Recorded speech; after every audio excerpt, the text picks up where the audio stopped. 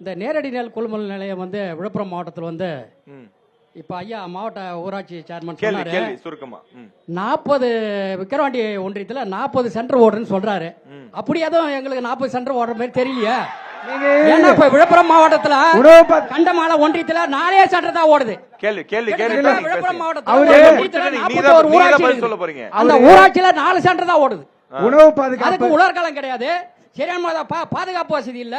விவசாயிகள் எல்லாம் இயற்கை சட்டத்தில் மழை காலங்களில் பெரும் அவதிக்குள்ளாகி நெல் முளைப்பு தேர்வு அதிகமாகி போய் தான் இப்போ தமிழக அரசு உடனடியாக இப்போ செட்டு போட சொல்லி இருக்குது. எல்லாம் பாதிக்கப்பட்ட நிலைமையில இந்த 5 ஆண்டு காலம் முடிந்த நிலைமையில இப்போ அறிவிச்சிருக்கிறாங்க. அதனால வந்து விழுப்புரம் மாவட்டத்தில் ஒரு ஊராட்சிக்கு ஒன்றுன்னு சொல்லிச்சு தமிழக அரசு. இது வரைக்கும் அதை செயல்படுத்துறாங்களா? 3 ஊராட்சிகளுக்கு ஒன்று செயல்பட்டுங்க சார். 3 ஊராட்சிகள். நான் இருக்கிற ஒன்றியம் கண்டமங்கலம் ஒன்றியம் 46 ஊராட்சி. போன வருஷம் ஒரு ஊர்ல திறந்த வருஷம் அந்த ஊர்ல இல்ல, இந்த வருஷம் அடுத்த ஊர்ல இல்ல. மொத்தமே 3 இடத்துல நடந்த ஊராட்சி ஒன்றியத்துல மொத்தமே கண்டமங்கலம் சொல்றது உண்மை.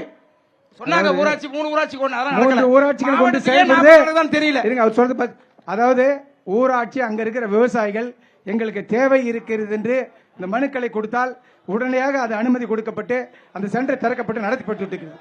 நீங்க மனு கொடுக்கலங்கறாரு சார். அந்த மாதிரி ஏதோ சாத்தியப்படல சார். அந்த மாதிரி எதுவும் திறக்கலையா? எங்க திறக்கலன்றீங்க? ஒரு ஒன்றியத்துல விழுப்புரம் மாவட்டத்துல 4 தான். இல்ல நான் சொல்லல, எங்க திறக்கலன்னு சொல்றீங்க? நீ எங்க மனு கொடுத்தீங்க, எங்க திறக்கலன்னு சொல்றீங்க சொல்லுங்க. இல்ல இத நடைமுறை படுத்தல. கலெக்டரேட்ல போராடி நாங்க கிரிவன்சி மீட்டிங்ல பேசி இருக்கோம். ஊராட்சிக்கு ஒன்னு நம்ம தான் வாக்குறுதி கொடுத்திருக்கோம் சொல்றோம். விவசாயிகள் தேவை வாக்குறுதியை நிறைவேற்றலன்னு கேக்குறாரு சார். விவசாயிகள் தேவை இருந்து விவசாய நெல் விளை நிலங்கள் அங்க அதிகமா இருந்தா அந்த மனு கொடுத்த உடனே அது அரசு அலுவலர்கள் ஆய்வு செய்து விவசாயிகள் அவர் கொடுத்திருக்காரு. எங்கேயாவது மனு கொடுத்து நான் என்ன கேக்குறேன்னா, அவர் எங்கேயாவது மனு கொடுத்து கொடுக்காத நிறுத்திருக்காங்கன்னு கேளுங்க சார். நாங்க மாவட்ட ஆட்சித்தலைவர் விவசாய சரியானது பலமுறை மனு கொடுத்திருக்கோம். ஒரு விவசாயி என்ன பண்ணுவாங்க, நெல்லு விலை வைக்கிறதா அவங்களுடைய வேலை. அதை கொள்முதல் செய்து அதுக்குரிய விலை கொடுக்க வேண்டியது அரசாங்கத்துறை வேலை. அதுக்கு போய் மனு கொடுக்க முடியுமா? எனக்கு வீடு இல்லைன்னு நான் போய் மனு கொடுக்கலாம். இல்ல இல்ல, அது எப்படி இல்லைங்க. விவசாய கொள்முதல் சொன்னா ஒரு குறைஞ்சபட்சம் ஒரு 500 ஏக்கர்ல நெல் விளையணும். அந்த இடத்துல சென்டர் வைக்க முடியும். ஒரு 2-3 ஊர்ல சேர்ந்து அந்த 500 ஏக்கர் இருக்குதுன்றத அவர் சொன்னா 10 ஏக்கர் நெல் விளை 3 ஊராட்சிக்கு ஒரு சென்டர் வைப்பேன்னு சொன்னீங்க. 3 ஊராட்சியில வருது. 3 ஊராட்சி அது மாதிரி நெல் விளையிற நிலங்கள் இருந்தா அந்த சென்டரை வச்சிடறோம்.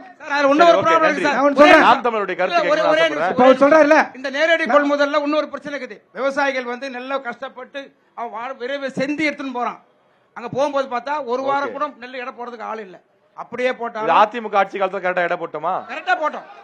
அதிமுக ஆட்சி காலத்துல சொல்றாங்க. அப்பவும் பிரச்சனைகள் இருந்ததுங்கறாங்க. ஒரு மூட்டைக்கு அந்த பிரச்சனை இருந்தது ஐயா. அதிமுக ஆட்சியில அந்த பிரச்சனை இருந்தது. இப்ப இந்த ஆட்சி காலத்துல இது நடைமுறைப்படுத்துவோம் நாங்க எதிர்பார்த்தோம். ஆனா எந்த விதமான நடைமுறைப்படுத்தல. சரி, ஓகே. 2 ஆட்சி காலத்துலயுமே அந்த பிரச்சனைகள் இருக்கு.